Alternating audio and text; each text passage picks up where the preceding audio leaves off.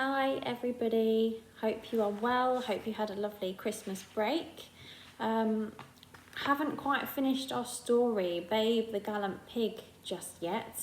If you cast your mind back all the way to before Christmas, you'll remember that Babe, our pig, was trying his hand at becoming a sheep pig. He wanted to follow his adopted mum Fly and see if he could do it too, and he was quite good at it. However, when we left, Babe had almost just been blamed for the death of a sheep. Poor Babe, after some sheep rustlers, people who came to try and steal the sheep, had got in and caused chaos with their dogs. Luckily, Farmer Hoggett realised that it wasn't Babe, so we shall see what happens next. Meanwhile, Fly, standing guard up in the far field, was terribly agitated. She knew, of course, that some dogs will attack sheep, sometimes even the very dogs trained to look after them, but surely not her sheep pig. Surely Babe could not have done such a thing. Yet there he had been at the centre of the scene of chaos, blood-stained and standing over a dead ewe. What would the boss do to him?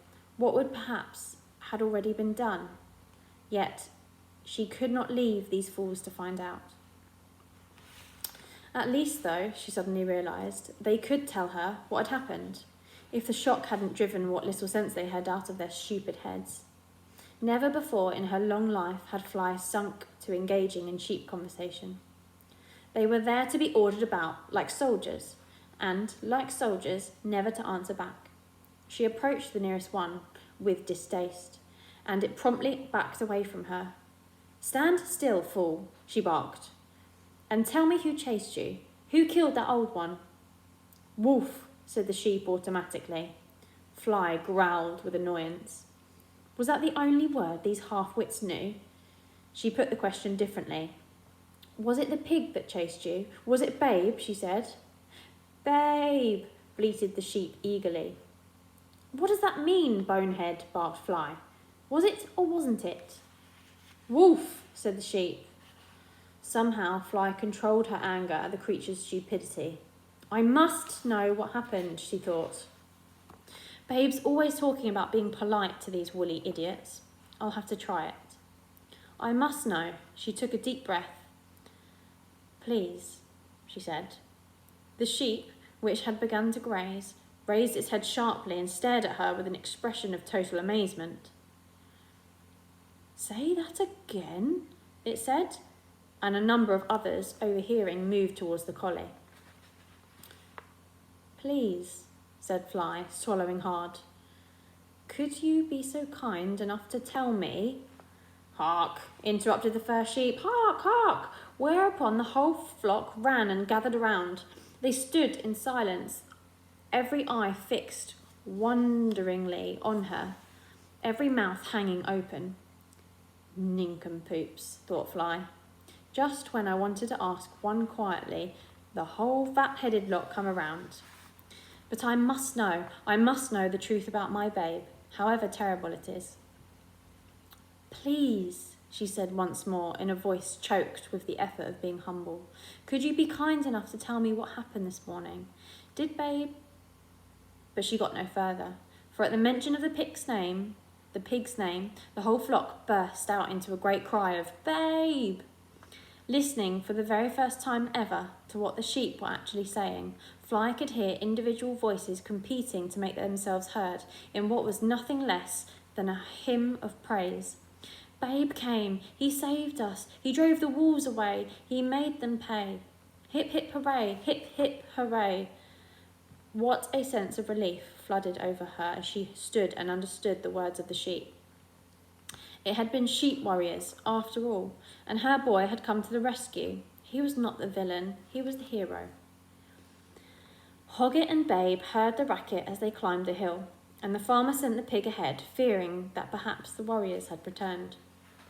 Under the cover of the noise, Babe arrived on scene, unnoticed by Fly, just in time to hear her reply. "Oh, thank you," she cried to the flock. "Thank you all so much for telling me. How kind of you."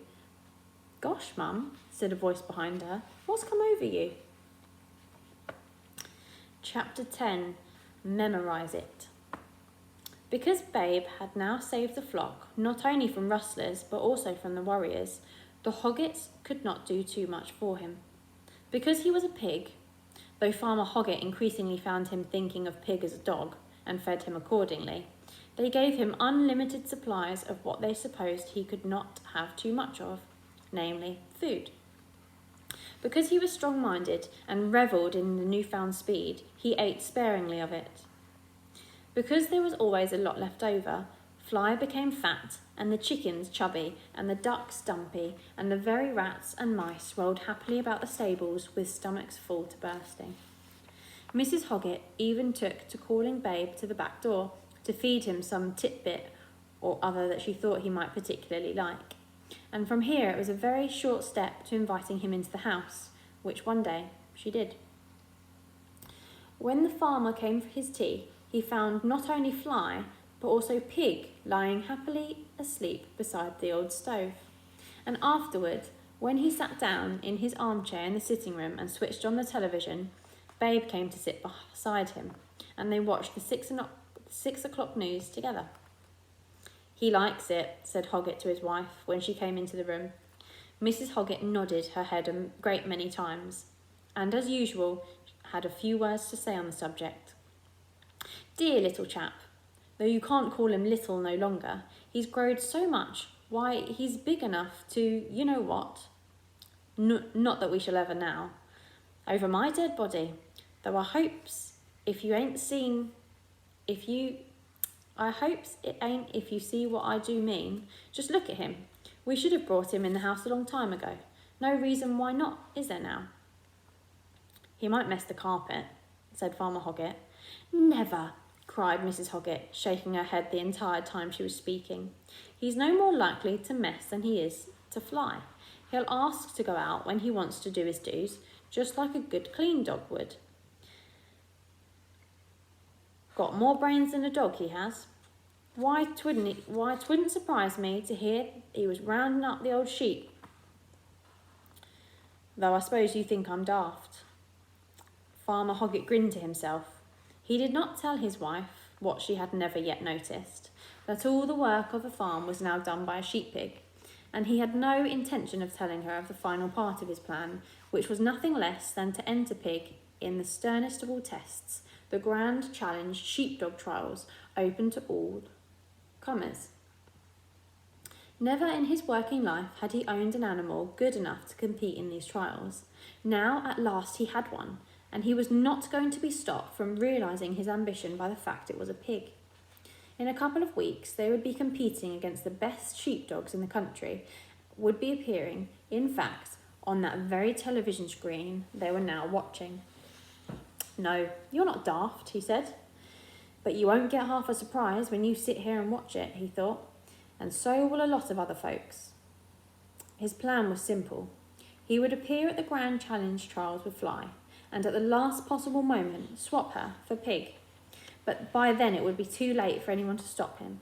It didn't matter what happened afterwards. They could disqualify him, fine him, send him to prison, anything, as long as he could run Pig, just for one glorious run, just to show them all. And they couldn't say they hadn't been warned. The name was there on the entry form. He had been worried, for he was a truthful man, that the heading might say, "Name of dog," and then whatever he put would be a lie. But he'd been lucky. "Name of competitor," the form had said. F. Hoggett. Name of entry, Pig. The simple truth. Shepherds usually give their dogs short names, like Jip or Moss. It's so much quicker and easier than shouting Bartholomew or Wilhelmina. And though someone might say, "Pig, that's a funny name," no one in their wildest dreams would guess that was the simple truth. Okay, we'll leave it there for today and see you tomorrow.